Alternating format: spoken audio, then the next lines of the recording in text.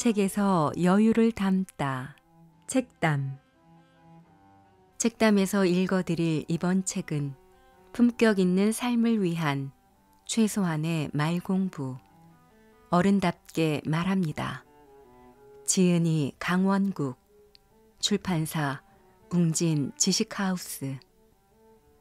구독과 좋아요도 부탁드립니다. 간결하게 말합시다. 아내는 내게 길게 말하지 않는다.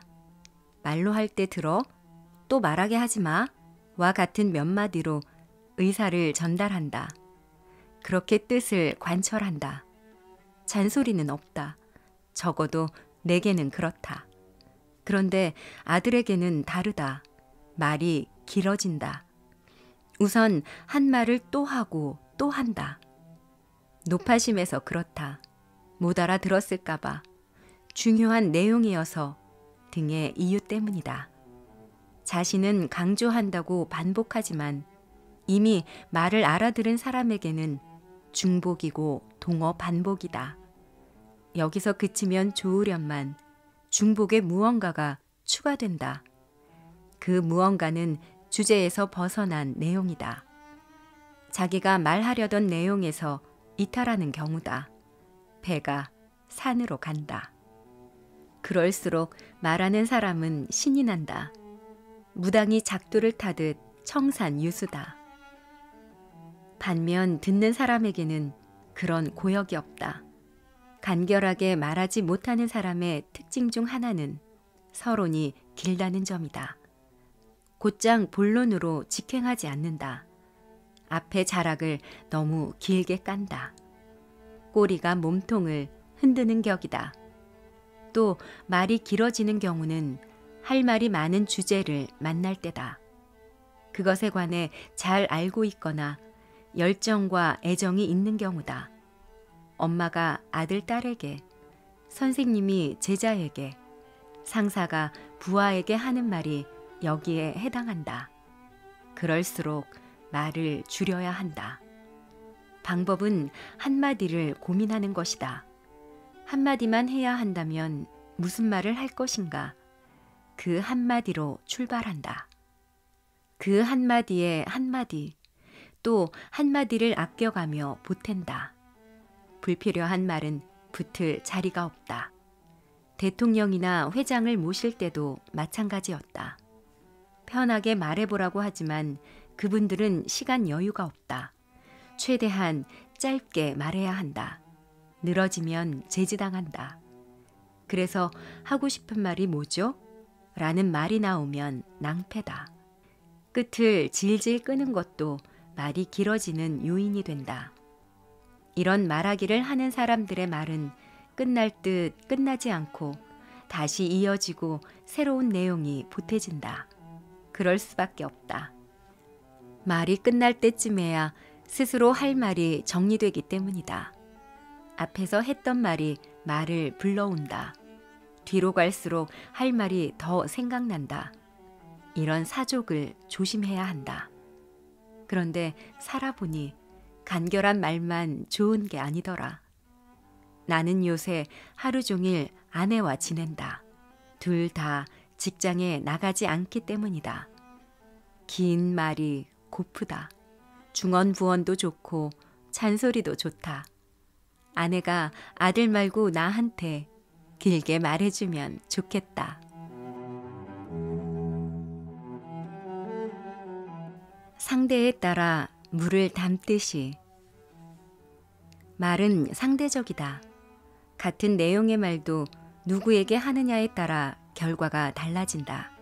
같은 말도 어떤 사람에게는 좋은 반응을 얻는가 하면 또 다른 사람에게는 호된 질책이나 비난을 받을 수 있다. 나 역시 이런 경험으로 억울함을 느낀 적이 있다. 내가 모신 상사 중에 느슨한 보고를 싫어하는 분이 있었다. 보고는 짧고 밀도 있어야 한다는 게 그분의 철칙이었다. 첫 마디가 무슨 일이냐? 로 시작해 그래서 결론이 뭐야? 로 끝나곤 했다. 보고가 좀 길어진다 싶으면 여지없이 하고 싶은 얘기가 뭔데? 하면서 말을 잘랐다. 이분께 보고하러 들어갈 때는 인사도 생략해야 했다. 보고는 절대 3분을 넘겨서는 안 되고 짐짓 농담이라도 할라치면 그렇게 한가해요? 라는 말이 돌아왔다. 그런가 하면 또 다른 상사는 결론부터 보고하면 이렇게 말했다. 다짜고짜 그게 무슨 소리야? 무슨 바쁜 일 있어? 왜 그렇게 사람이 급해? 이리 앉아봐. 하면서 어떻게 지내는지, 요즘 회사 분위기는 어떤지 이것저것 물었다. 이분에게 보고하러 갈 때는 정작 보고 내용보다 이분이 관심을 가질 만한 담속거리를 많이 준비해가는 게 중요했다. 여담이 승부처가 되었다. 여담이 재밌으면 본론은 그냥 무사통과일 때도 있었다. 사람은 모두 다르다. 안정적이고 보수적인 것을 좋아하는 사람이 있는가 하면 파격과 혁신을 선호하는 사람이 있다. 현실적인 사람이 있는가 하면 이상적인 걸 추구하는 사람도 있다. 명분을 중시하는 사람도 있고 실리를 중요하게 생각하는 사람도 있다. 보수적인 사람에게 새롭게 도전하자는 말은 잘 먹히지 않는다. 대신 이런 지청구를 듣게 된다. 회사를 말아먹으려고 작정했군. 나는 뭐 그런 생각 안 하는 줄 알아? 누울 자리를 보고 발을 뻗어야지.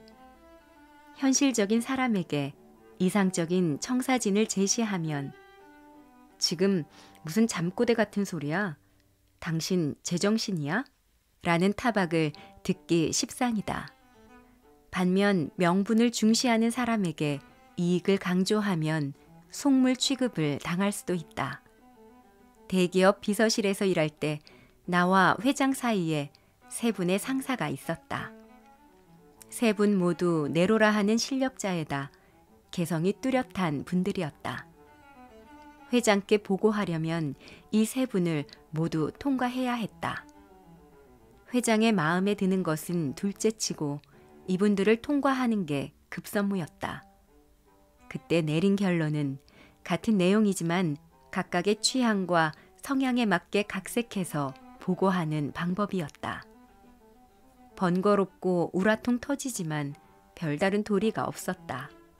우직하게 내 방식을 고집하다가는 통과가 안 되는 것은 물론이고 네가 회장이야? 란 소리를 들을 수도 있었다. 우리는 상대에게 말을 건네기 전에 무슨 말을 할지 또 그것을 어떻게 전달할지를 충분히 고민한다. 그러나 누구에게 말하는지는 간과하기 쉽다. 내 의견을 어떻게 설득할까에 대해서만 생각하지 듣는 사람이 어떤 성향을 가졌는지 그가 무엇을 기대하는지는 뒷전인 경우가 많다. 사실 이것이 가장 중요한데 말이다. 말은 내가 하는 것이니 내 것이라고 착각해서는 안 된다. 말은 하지 않을 때까지만 내 것이다. 내뱉은 순간 그 말은 더 이상 내 것이 아니다. 그때부터 말의 소유권은 들은 사람에게 옮아간다. 이 엄연한 사실만 잘 받아들여도 말 잘하는 사람이 될 수 있다. 대상에 따라 카멜레온처럼 변신하는 것, 말하기에서는 무죄다. 들어주는 것을 넘어 상대의 말을 끌어내라. 말을 잘한다고 대화를 잘하게 될까? 그렇지 않다. 그 둘은 엄연히 별개다. 말을 못해도 대화는 잘할 수 있고 말 잘하는 사람이 오히려 대화에서 서툴 수도 있다. 말을 잘하는 사람은 잘 듣지 않는 경향이 있기 때문이다. 그렇다고 잘 들어주면 대화를 잘하는 걸까? 그건 또 그렇지 않다. 경청만으로는 부족하다. 한 걸음 더 나아가야 한다. 들어주는 것을 넘어 상대의 말을 끌어내야 한다. 말을 이끌어내는 능력이 대화 역량이다.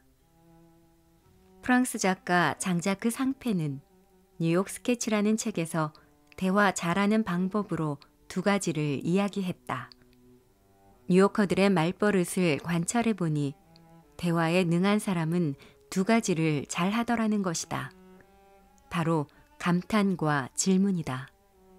상대방 이야기에 습관처럼 감탄사와 물음표를 달아준다. 정말? 와, 대단해. 라고 반응하고, 그래서 어찌 됐는데?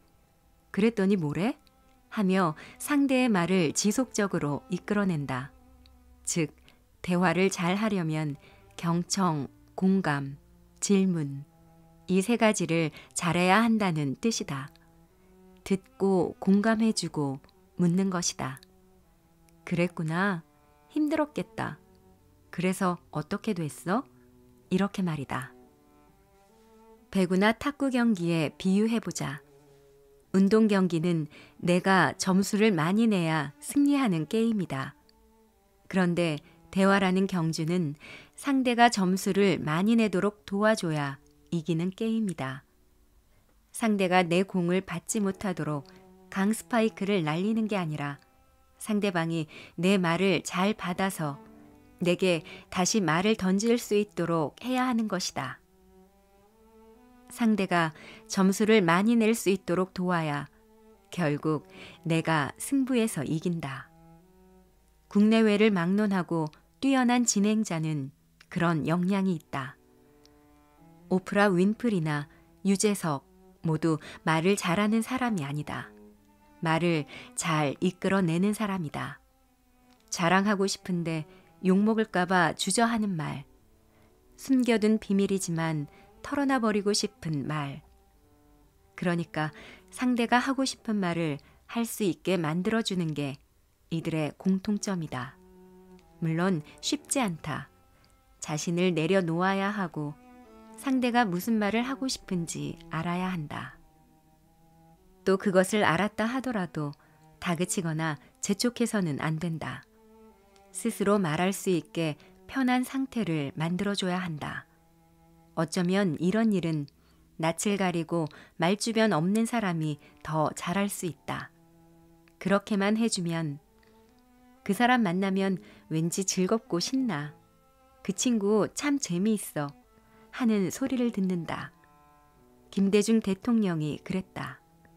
대화의 요체는 말하는 수사학에 있지 않고 말을 듣는 심리학에 있다. 이 말의 뜻을 50살 넘어 깨달았다. 간혹 나는 말한 게 없는데 자기 혼자 떠들고는 내가 재밌다고 하는 사람이 있다. 실컷 말하니 신나고 즐거웠을 것이다. 그러면 됐다. 사람은 누구나 자기가 가장 소중하니까. 말은 듣는 사람의 것이다. 가루는 칠수록 고와지고 말은 할수록 거칠어진다라는 말이 있다. 이 속담이 주는 교훈은 두 가지로 요약할 수 있다. 길게 말하는 것을 삼가고 많이 말하는 것을 경계하라는 뜻이 하나 있다. 어쩌고 저쩌고 말이 길어지면 오해를 불러일으키고 말다툼이 될 수 있으니 말을 아끼라는 의미다. 또 하나, 말은 이 사람 저 사람 옮겨갈수록 보태지고 사실과 다르게 해석돼 본뜻에서 멀어질 수 있으니 말을 전하는데 주의를 기울이라는 의미도 있다. 말을 옮기는데 신중해야 한다는 것이다. 방송에 나가 농반 진반으로 강서구 닮았다라는 얘기를 했다가 본전도 못 찾은 적이 있다. 연애할 때 아내에게 들은 얘기인지라 사실 어느 정도는 그런가 생각했다. 반응은 의외였다. 비난과 야유가 쏟아졌다. 네가 어떻게 강서구야? 네가 강서구면 나는 알랭드롱이다. 부터 시작해 브래드 피트, 주윤발까지 잘생겼다는 사람은 모두 소환되고 말았다. 이런 일도 있었다. 시사 프로그램에 나가 특정 정치인을 거명하면서 그분은 찍새였고 내가 딱새였다고 말했다. 딱새는 구두 닦는 사람을 이르는 말이고 찍새는 닦을 구두를 모아서 구두 닦이에게 갖다 주는 사람을 속되게 이르는 말인데 이게 문제가 됐다. 우선 찍새, 딱새란 속어를 쓴 게 화근이었다. 더 큰 문제는 그 정치인을 찍새로 폄하했다는 점이다. 그분을 믿고 따르는 이들이 벌떼같이 들고 일어났다. 일은 네가 다 했고 이분은 그런 허드렛 일로 너를 거들기만 했다는 말이냐? 라며 언짢음을 드러냈다. 결국 이분이 그 방송에 나가 내 말을 해명하면서 사건이 일단락됐다. 흔히 하는 말로 생각은 자유다. 그러나 그것이 말로 나오는 순간 이미 나의 것이 아니다. 말을 듣는 엿장수 마음대로다. 엿장수는 마음에 들면 더 줄 수도 있고 그렇지 않으면 야박하게 가위질할 수도 있다. 말은 듣는 사람이 주도권을 쥔다. 어떤 말을 했느냐가 아니라 어떻게 들었느냐가 중요하다. 병은 입으로 들어가고 화는 입에서 나온다라고 한다. 강의를 할 때면 늘 살얼음판을 걷는 심정이다. 말로 하는 일이기 때문이다.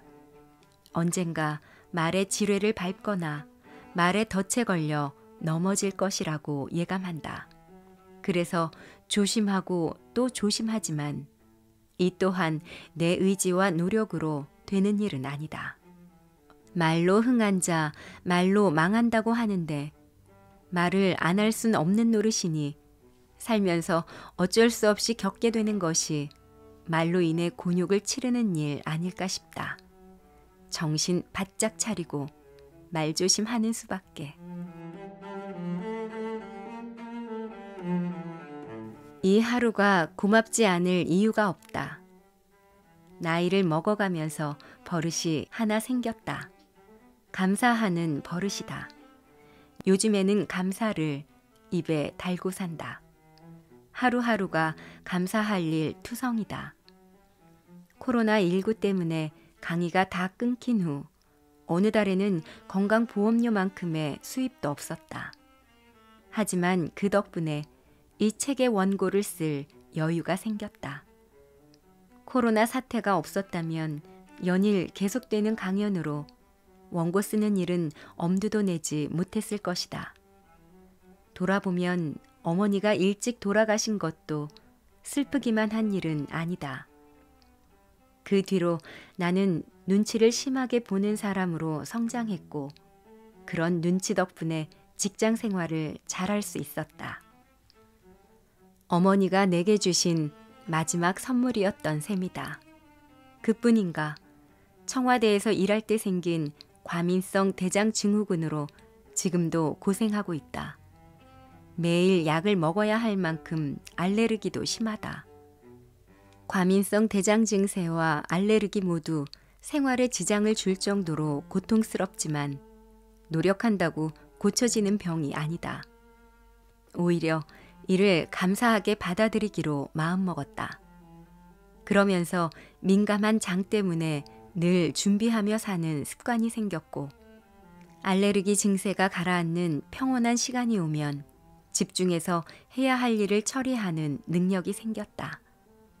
이 모두가 얼마나 감사한지 모른다. 오늘 하루가 또 내게 주어진 것도 감사하고 얘기 나눌 친구와 가족이 있는 것도 감사한 일이다. 식사할 때마다 밥을 차려준 손길에 감사하고 버스나 지하철을 탈 때마다 이를 위해 수고하는 분들께 감사하고 화장실에 갈 때마다 그곳을 깨끗하게 청소해주는 분들께 깊은 감사의 마음을 느낀다.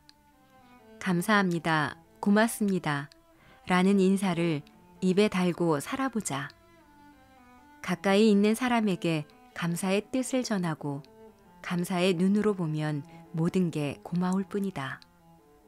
고맙다는 말은 그 말을 듣는 사람을 기분 좋게 하고 그렇게 말하는 자신의 마음도 따뜻하게 만든다. 미움과 원망과 불평이 가져오는 해악을 생각해보면 감사하지 않을 이유가 없다. 나는 오늘도 이렇게 말한다. 빈손으로 태어나 무엇라도 가졌으니 감사합니다. 무엇보다 지금 이렇게 살아있어 감사합니다.